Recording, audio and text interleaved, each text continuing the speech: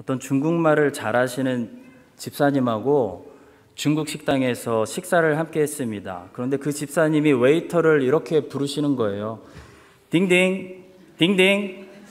그랬더니 웨이터가 오는 겁니다. 와, 멋있다. 나중에 중국 레스토랑 가면 저렇게 부르면 되겠구나. 이런 생각을 하고 있는데 제 아내가 다행히도 집사님께 물어봤습니다. 집사님, 중국말로 웨이터가 딩딩이에요?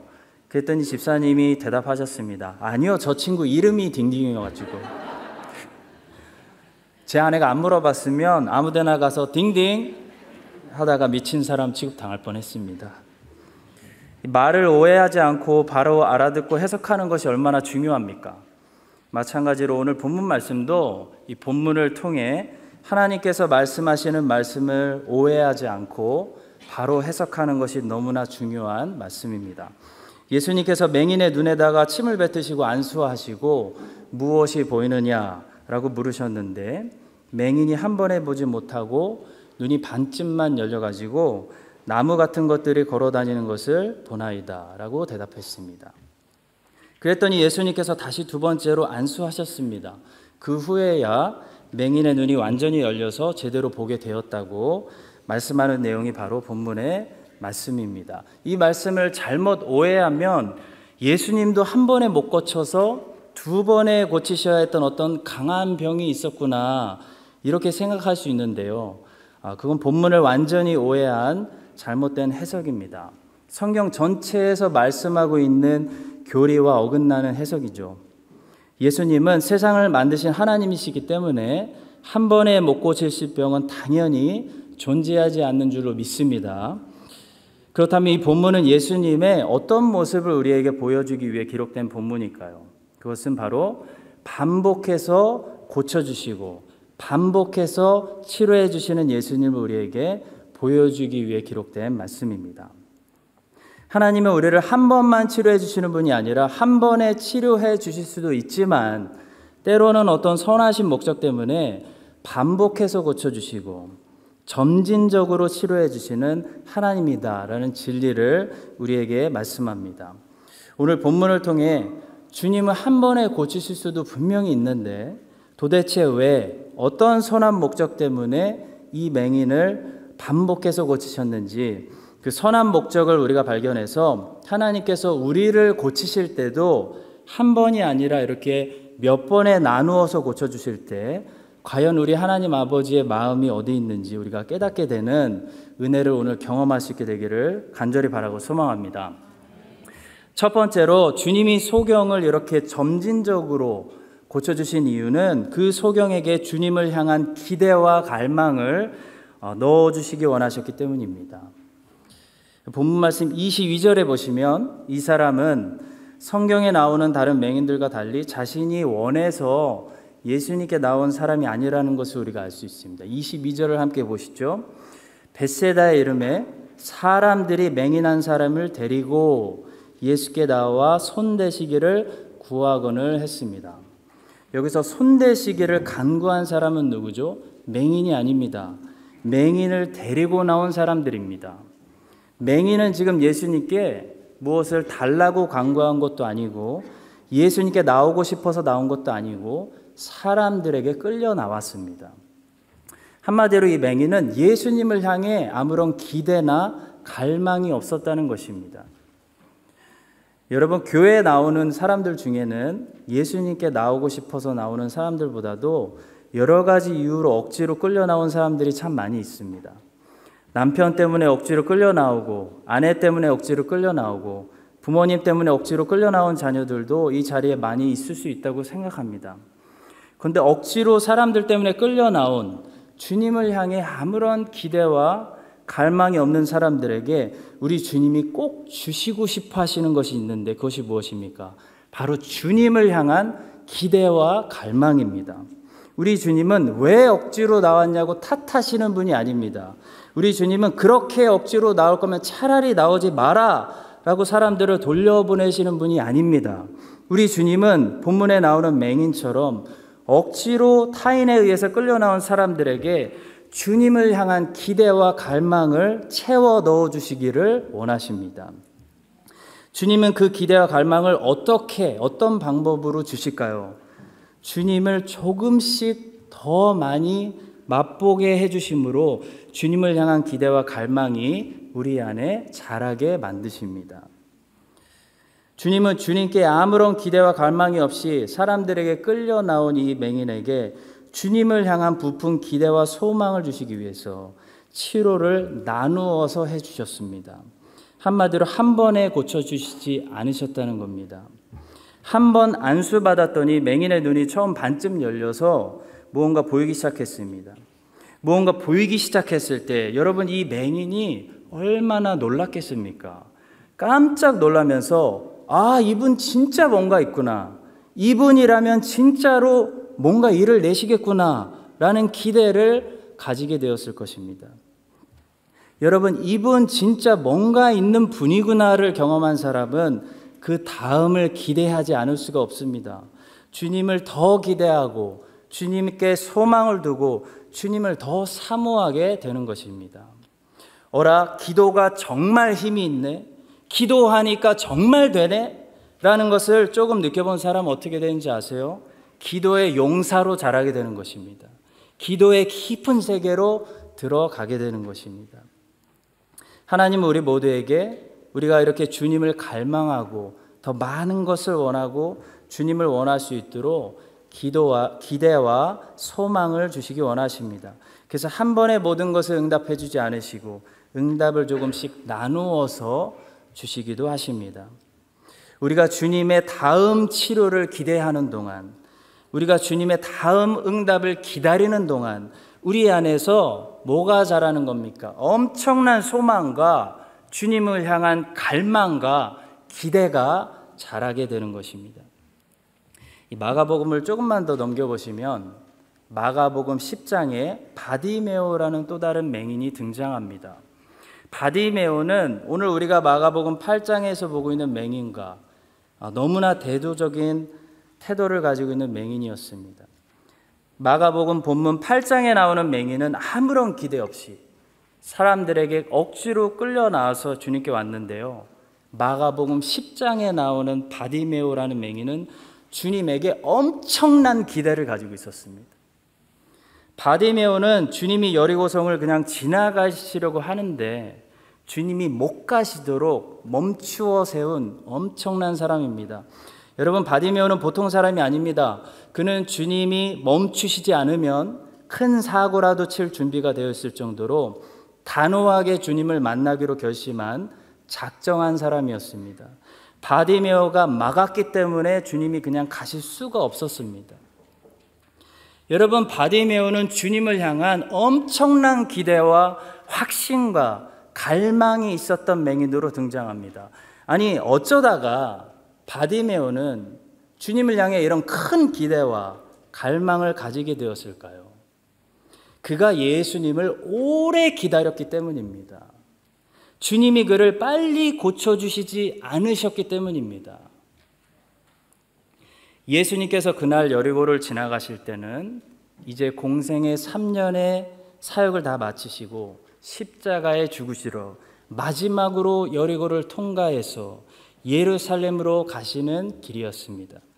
곧 예수님께서 3년 동안 수많은 맹인들의 눈을 뜨게 하시고 수많은 사람들의 병을 고쳐주셨다는 소문이 온 팔레스타인 땅에 가득했던 때였습니다. 예수님은 이때 유명하셨습니다. 바디메오는 주님에 대한 소문을 그동안 수도 없이 많이 들었던 것입니다.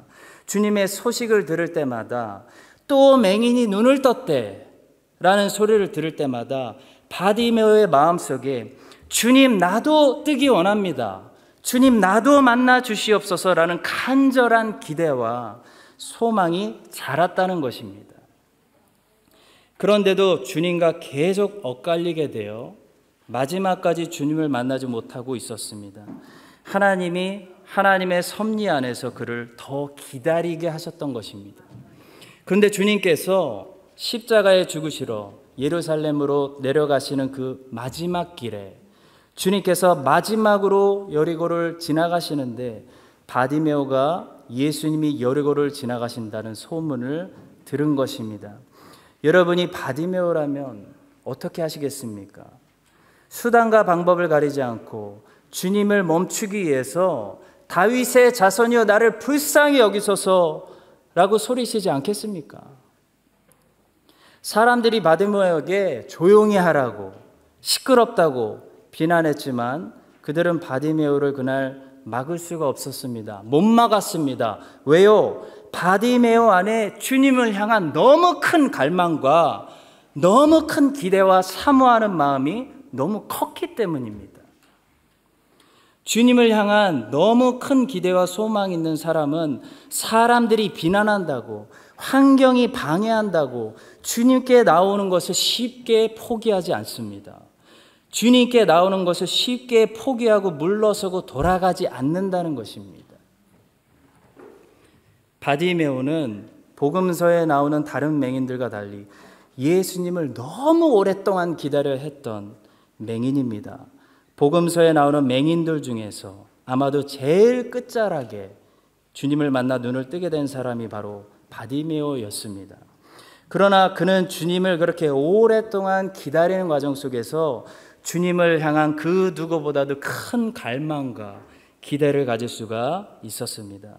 성도 여러분, 여러분과 저에게 하나님이 이 사모하는 마음을 주시려고 우리 안에 주님을 향한 기대와 소원이 더 자라나게 하시려고 때로는 주님께서 우리를 마가복음 8장에 나오는 맹인처럼 다루어 주실 때가 있습니다.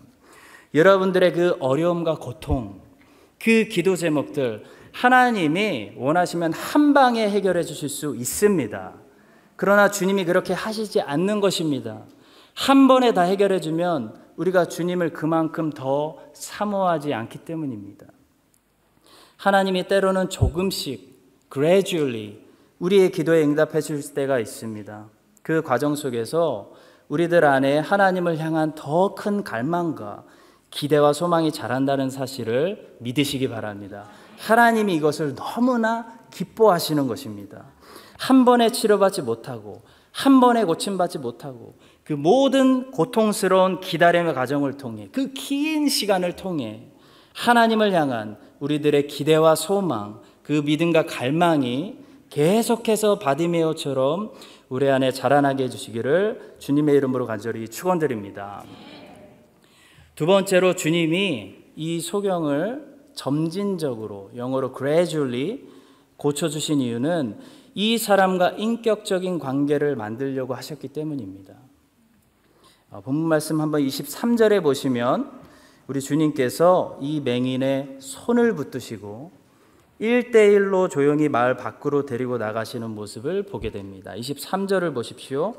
예수께서 맹인의 손을 붙잡으시고 마을 밖으로 데리고 나가사 했습니다. 관계가 깊어지려면 만남이 자주 있어야 됩니다. 자주 만나고 1대1로 만나고 하면서 이 관계가 세워지는 거지 일주일에 겨우 한 번, 그것도 많은 사람들과 함께 공적인 자리에서 만나는 것으로는 깊은 관계가 세워지지 않습니다. 우리 주님은 이 소경의 손을 붙드시고 직접 인도하시면서 마을 바깥까지 나가셨습니다. 소경의 손을 붙들고 직접 인도하시면서 둘이 무슨 대화를 나눴겠습니까? 충분한 시간 동안 깊은 대화를 나누면서 관계가 세워졌을 것입니다. 우리들을 불편하게 하는 이 문제들이 한 번에 해결되지 않더라도 그 문제 때문에 내가 주님을 한 번 더 만날 수 있다면, 그 문제 때문에 내가 주님이 기다리시는 골방으로 한 번 더 들어갈 수 있다면, 그래서 주님과 인격적인 관계를 더 깊이 세워나갈 수 있다면 문제 해결보다도 그것이 사실 우리들에게 복인 것입니다. 주님을 더 많이 만날 수 있기 때문에 복인 것입니다. 만약 항상 한 번 기도할 때마다 모든 문제들이 한 번에 다 해결된다면 우리는 그때부터 주님을 어떻게 생각하겠습니까? 아, 주님은 나의 문제를 해결해 주시는 분이구나, 해결사구나 라고 생각하지 않겠습니까? 돌아온 탕자 비유에 보시면 이 둘째 아들이 아버지에게 유산을 한 번에 다 달라고 말했습니다. 그 이유가 무엇이었을까요? 둘째 아들이 아버지를 아버지로 보지 않고 유산을 상속해 줄 사람으로만 봤기 때문입니다. 한마디로 둘째 아들은 아버지와의 관계는 필요 없습니다. 유산만 주십시오 라고 말했던 겁니다. 둘째 아들은 아버지에게 관계가 있는 아들이 될 생각은 하지 않고 유산 상속자만 되기를 꾀했던 것입니다. 그런데 여러분, 우리가 기도할 때마다 우리가 원하는 것들을 한 번에 척척 얻는다면 우리도 하나님 아버지께 이런 못된 아들들이 될 수가 있습니다. 하나님, 제가 요즘 바빠서요, 길게 얘기할 필요 없거든요. 그냥 결론만 말씀드리겠습니다. 이런 것들이 필요하니까 빨리 도와주십시오. 이것은 관계를 나누는 아버지와 아들의 대화가 아니죠. 이런 못된 아들이 우리가 되지 않기 위해서 하나님께서 우리를 어떻게 다루어 주십니까? 한 번에 우리의 문제를 다 해결해 주시는 것이 아니라 자주 여러 번의 만남과 여러 번의 기도를 통해 우리의 문제를 해결해 주신다는 것입니다. 우리 주님은 마가복음 8장에 나오는 이 맹인에게 단지 맹인의 눈을 뜨게 해주는 어떤 문제 해결사가 되시는 것을 원치 않으셨습니다. 주님의 목적이 만약 그냥 맹인의 눈을 뜨게 하시는 것이었다면 주님은 이 사람을 이렇게 마을 밖으로 데리고 나가지 않으셨을 것입니다. 주님은 그냥 가라, 나았다 라고 말씀하시거나 손으로 한번 휙 해서 맹인을 낫게 하셨을 것입니다. 근데 우리 주님은 그렇게 하시지 않았죠. 주님은 굳이 시간을 들여서 이 맹인의 손을 잡고 마을 바깥까지 걸어 나가셨습니다. 1대1의 공간을 만드신 겁니다. 한 번이 아니라 두 번에 걸쳐서 점진적으로 맹인의 눈을 뜨게 하셨습니다. 주님이 이렇게 시간과 정성을 쏟아서 주님이 원하셨던 건 이 사람과의 관계였습니다. 성도 여러분, 하나님을 우리가 자주 만나는 것이 복입니다. 기도 응답이 복이 아니고 문제 해결이 복이 아닙니다. 기도와 문제라는 그 모든 과정을 통해서 하나님을 얼마나 자주 만나고 있는가, 이것이 우리의 관심이 되어야 하는 것입니다. 왜냐하면 그것이 하나님의 관심이기 때문입니다. 따라서 기도의 목적은 응답이 아닙니다. 기도 왜 하십니까? 응답 받으려고 하십니까? 잘못하시는 겁니다. 기도의 목적은 관계입니다. 기도를 통해 하나님과 사귀려고 기도하는 겁니다. 기도를 통해 하나님과 교제하려고 기도하는 겁니다. 기도를 통해 하나님을 만나고 예수님 안에 거하려고 기도하는 겁니다. 여러분과 저의 기도가 응답을 위한 기도가 아니라 관계를 위한 기도, 교제를 위한 기도가 된다면 사실 응답은 늦게 와도 상관없습니다. 늦게 올수록 복입니다. 왜? 응답이 안 오기 때문에 또 기도할 거 아니에요. 하나님과 더 많이 교제할 수 있지 않겠습니까? 혹시 지금 기도하지 않으면 안 되는 많은 문제들을 안고 계십니까? 그런 줄로 믿습니다. 그 문제들을 통해 하나님과 대화하고 하나님 앞에 엎드리고 하나님과 골방에서 만날 수 있게 되기를 간절히 축복합니다. 여러분과 저의 신앙생활이 해결 중심, 응답 중심이 아니라 교제 중심, 관계 중심이 되면 수많은 문제들이 있어도 문제들을 보는 해석이 달라집니다. 해결 중심, 응답 중심으로 보면 문제는 빨리 해치워야 되는 숙제죠. 근데 교제 중심으로 보면 빨리 해치우지 않아도 됩니다. 그냥 놔둬도 됩니다. 좀 불편하죠. 그래도 문제 때문에 하나님과 더 가까워질 수 있습니다. 문제 때문에 하나님을 더 알게 됩니다.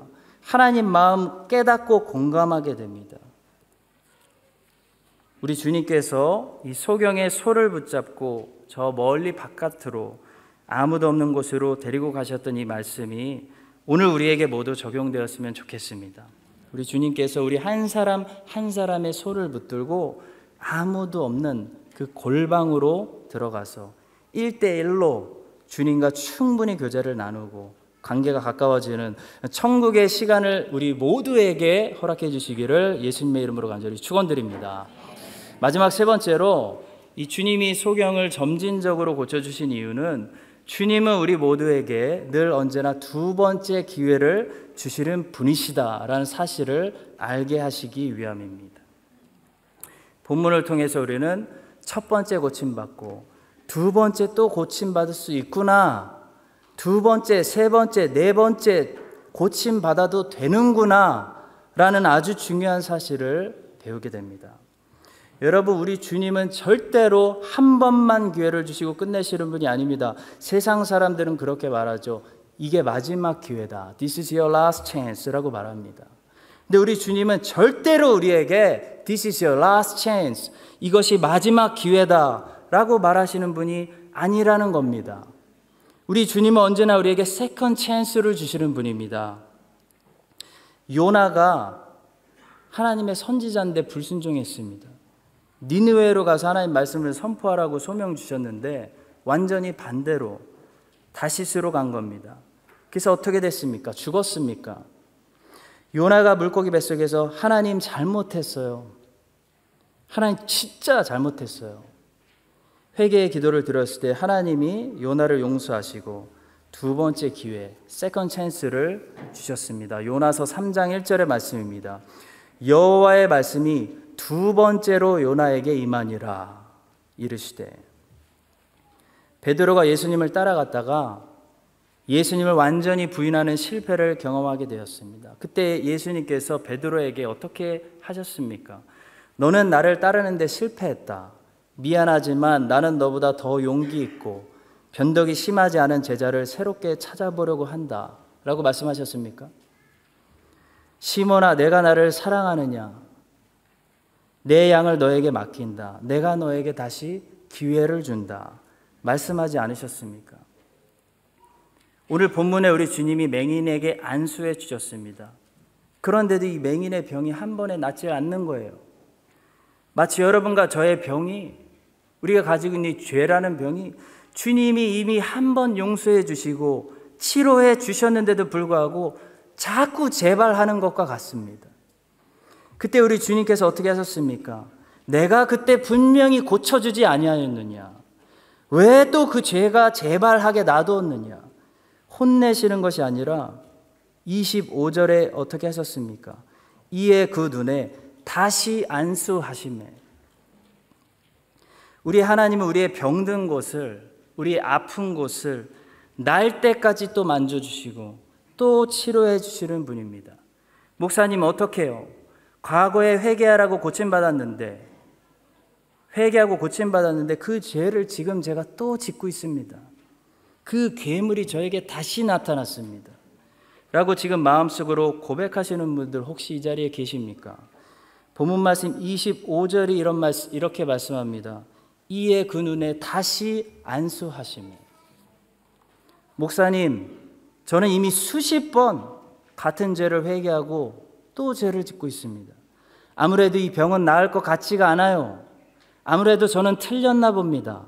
하나님이 저를 또 용서해 주실 리가 없어요. 혹시 그렇게 생각하고 계신 분도 있습니까? 25절에 뭐라고 나와 있습니까? 이에 그 눈에 다시 안수하시며. 사랑하는 성도 여러분, 38년 된 병, 얼마나 오래된 병인가요? 그런 병도 고치시고 12년 동안 재발한 혈루증 병 고치신 우리 주님께서 우리들의 자꾸 재발되는 그 못된 말들, 상처들, 잊을만 하면 생각나는 습성들, 그 모든 병든 부분을 또 만져주시고 또 치료해 주시고 다시 안수해 주시기를 원하십니다. 우리 하나님은 이게 마지막 치료다, 이제 다시 재발하면 안 된다라고 말씀하시는 분이 아닙니다. 우리 주님은 재발하면 또 고쳐주시고 한 번에 안 나으면 나을 때까지 다시 안수해 주시고 사랑으로 고쳐주시는 하나님이십니다. 여러분들을 끈질기게 붙들고 있는 그런 깊은 죄들이 있다 하더라도 좌절하지 말고 하나님께 도망가지 말고 하나님께로 도망오시기 바랍니다. 다시 주님께 안수 받으시기를 바랍니다. 이 사실을 굳게 믿으시고 오늘 설교 제목처럼 반복해서 고쳐주시는 우리 예수님을 이때에 여러분과 제가 우리 모두 꼭 만날 수 있게 되기를 예수 그리스도의 이름으로 간절히 축원드립니다. 함께 기도하겠습니다. 하나님 아버지, 오늘 본문 말씀을 통해서 자꾸 재발되는 우리의 병을 또 만져주시고 또 치료해 주시는 예수님을 배우게 하시니 감사합니다. 오늘 복된 주일에 하나님의 백성들이 모였습니다. 주님께서 주의 백성들의 병든 부분을 다 깨끗하게 낫게 하여 주시고 이 시간 치료하여 주시기를 기도합니다. 이제 새로운 마음 받게 하여 주셔서 새롭게 한 주를 살게 하시고, 혹시 또 병든다면 하나님으로부터 도망가는 것이 아니라 하나님께 다시 도망와서 치료받게 하여 주시옵소서. 우리의 문제를 한 번에 응답해 주시지 않으시고 문제를 통해 우리를 자주 만나 주시는 주님 감사합니다. 문제 해결보다도 하나님과의 관계, 하나님과의 교제, 하나님을 더 사모하고 기대하는 마음이 바디메오처럼 우리 모두에게 자라나게 하여 주시옵소서. 모든 영광 주님께 돌립니다. 오늘도 우리를 반복해서 고쳐주시는 예수 그리스도의 이름으로 기도드립니다.